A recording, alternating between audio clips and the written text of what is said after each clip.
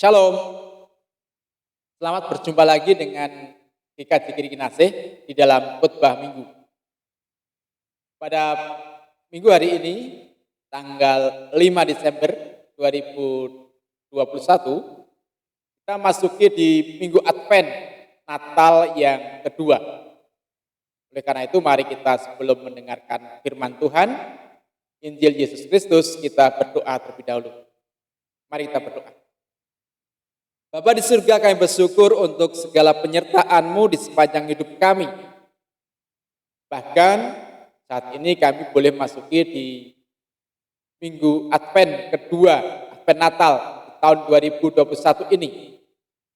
Kami akan mendengarkan firman Tuhan, kami mohon hanya Roh Kudus yang menyertai kami, mampukan kami di dalam memahami, lebih dari itu melakukan.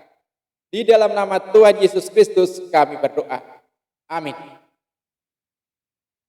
Firman Tuhan saat ini terambil di dalam Injil Lukas bab 3, ayatnya ayat 1 sampai ayat yang ke-6. Yang demikian Injil Yesus Kristus. Injil Lukas bab 3 ayat 1 sampai 6. Dalam tahun ke-15 dari pemerintahan Kaisar Tiberius, ketika Pontius Pilatus menjadi wali negeri Yehuda, wali negeri Yudea, dan Herodes raja wilayah Galilea, Filipus saudaranya raja wilayah Iturea, dan Trakonitis dan Lisanias raja wilayah Abilene. Pada waktu Hanas dan Kayafas menjadi imam besar, datanglah firman Allah kepada Yohanes, anak Zakaria, di padang gurun.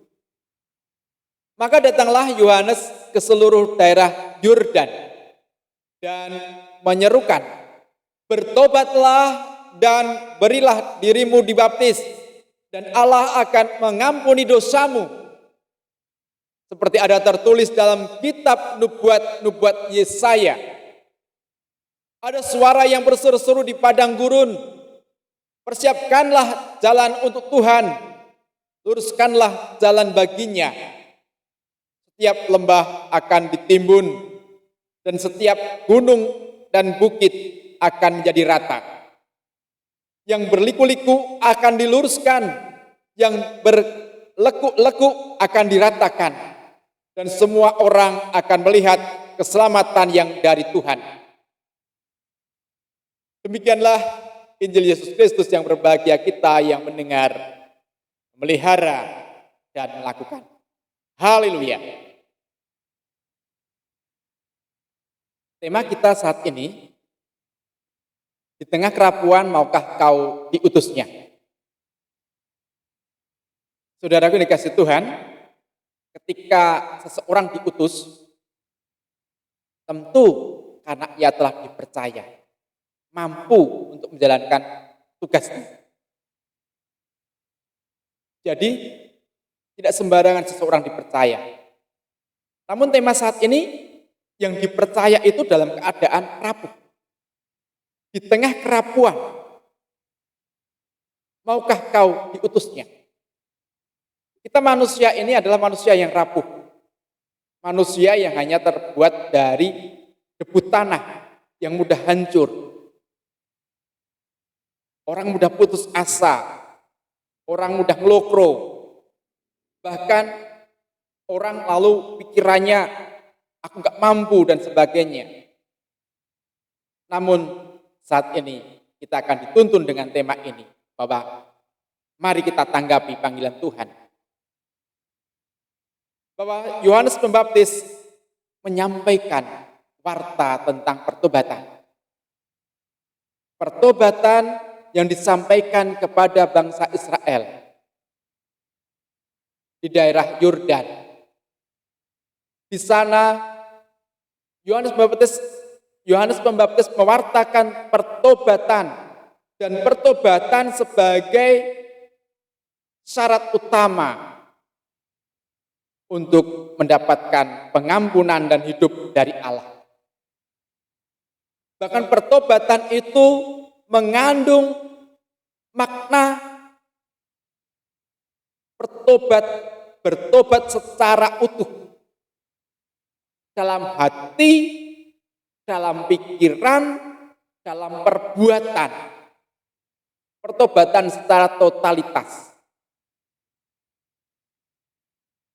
Oleh karena itu pertobatan ini pula yang akan dipakai umat untuk menyambut kedatangan Mesias.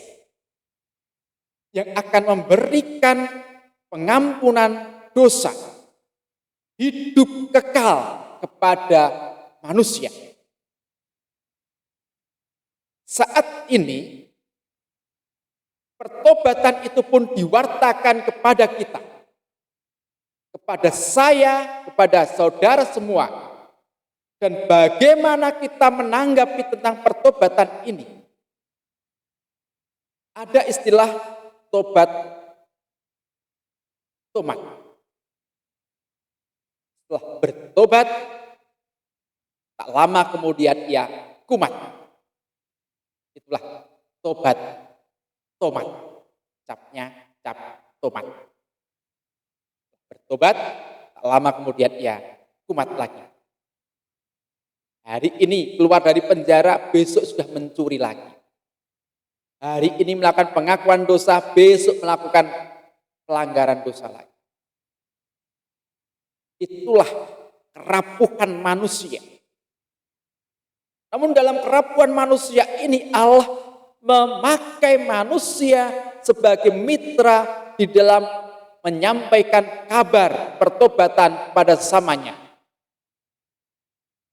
Dengan tentunya setiap anak Tuhan menjaga pertobatannya, pertobatan diri pribadi secara terus-menerus dan diwarnai terus dalam hidup yang baru.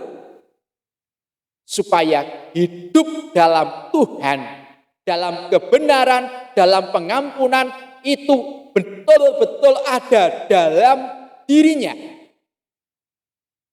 Ini butuh komitmen, ini butuh kesungguhan.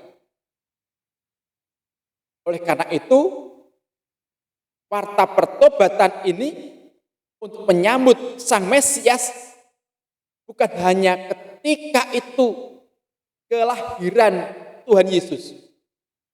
Kedatangan Yesus di zaman itu 2000 tahun yang lalu. Namun saat ini bagaimana kita menyiapkan diri dalam pertobatan untuk menyambut Yesus yang akan datang kedua kali. Dan sudah tak ada waktu untuk bertobat lagi ketika hari Tuhan itu datang. Nah, warta pertobatan bagi kita. Oleh karena itu selagi masih ada kesempatan, mari kita ratakan tanah yang bergelombang. Kita uruk, kita ratakan yang berlembah. Kita bersihkan hati kita dari segala kejahatan. Kita jauhkan diri kita dari segala bentuk dosa. Itulah bentuk nyata pertobatan kita secara terus-menerus dalam hidup ini. Oleh karena itu, warta yang dibawa oleh Yohanes Pembaptis kala itu, saat ini kita warnai dalam konteks untuk menyambut Sang Juru Selamat datang yang kedua kali. Untuk menyambut Yesus yang kedua kali dengan kesiapan diri dalam pertobatan yang penuh, dalam kesungguhan menyambut Dia, dalam kerinduan, dalam sebuah kerinduan untuk menyambutnya. Karena kita siap. Karena kita selalu menjaga hidup ini dalam kebenaran. Namun ketika hidup kita ada dalam dosa, beranikah kita menyambut Tuhan? Dan layakkah kita untuk menyambut Dia yang kudus.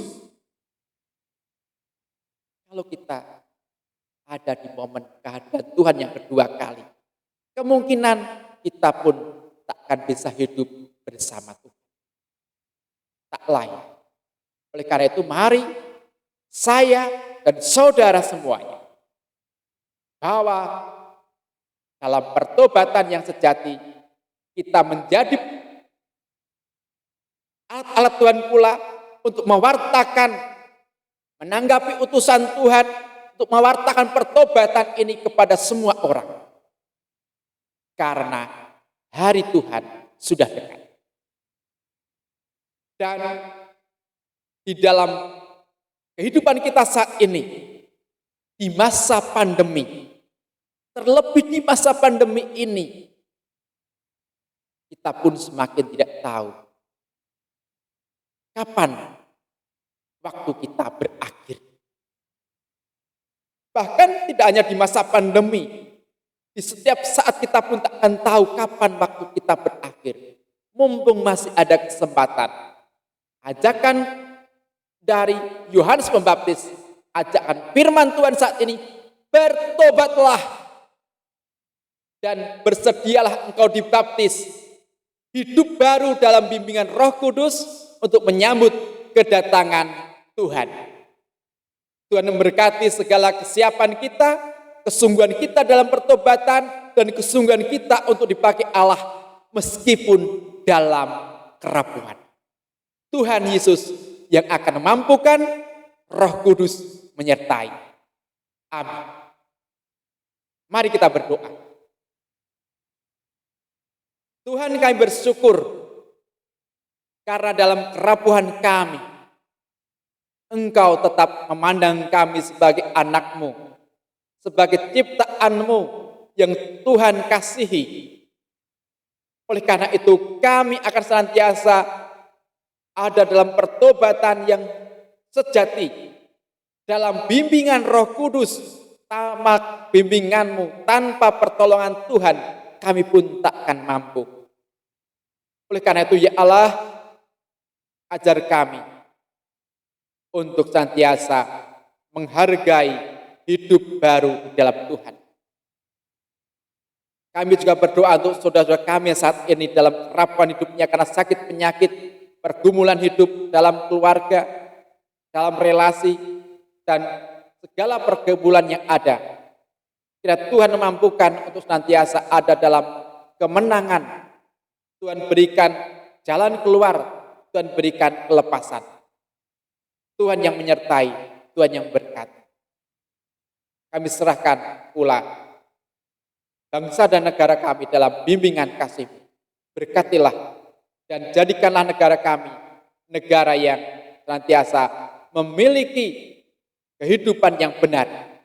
Satu dengan yang kami serahkan doa kami ini di dalam satu nama Tuhan Yesus Kristus yang mengajar kami doa Bapa kami. Bapa kami yang di surga, dikuduskanlah namamu. Datanglah kerajaan-Mu, jadilah kehendak-Mu di bumi seperti di surga. Berikanlah kami pada hari ini makan kami yang secukupnya. Dan ampunilah kami akan kesalahan kami, seperti kami juga mengampuni orang yang bersalah kepada kami. Dan janganlah membawa kami dalam pencobaan, tetapi lepaskanlah kami daripada yang jahat. Karena Engkau yang punya kerajaan dan kuasa dan kemuliaan sampai selama-lamanya. Amin. Terimalah berkat dari Tuhan. Kasih karunia dan damai sejahtera dari Allah Bapa kita, dari Tuhan Yesus Kristus, di dalam persekutuan Roh Kudus, menyertai saudara semua. Amin.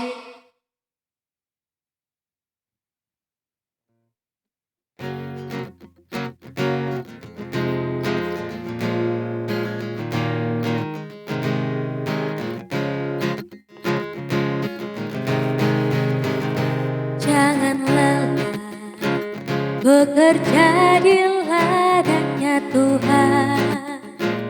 Roh Kudus yang beri kekuatan, yang mengajar dan menopang.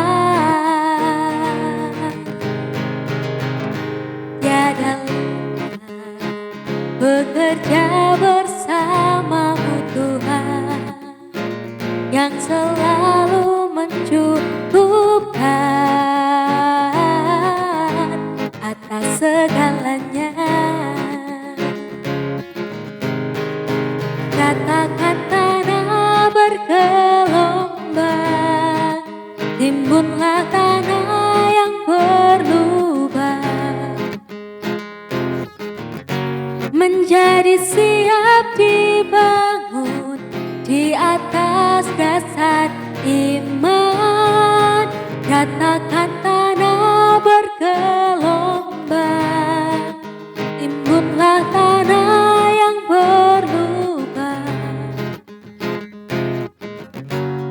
menjadi siap dibangun di atas dasar iman. Jangan lelah bekerja di ladangnya Tuhan. Roh Kudus yang beri kekuatan, yang mengajar dan menopang. Tiada lelah bekerja bersamamu Tuhan, yang selalu mencukupkan atas segalanya. Ratakan tanah bergelombang, timbunlah tanah yang berlubang,